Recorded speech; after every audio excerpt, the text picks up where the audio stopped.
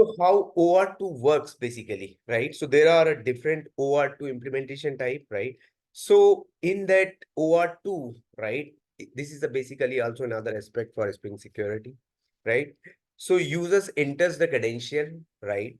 And once this enters that, client process that credential and is identification to the authorization server. So authorization server is basically validate that user details, right? Maybe it could be any other directory which holds that all the information of that user. Maybe it's a, if you are authenticating through a Gmail, maybe through Git, maybe through Facebook or many things like that. So these are the authorization server.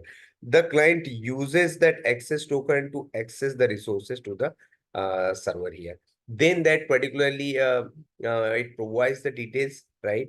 That access token, and using that access token, the client will access the particularly a resource server. Any other resources man can connect to that service here. That is all about the flow of a OR2.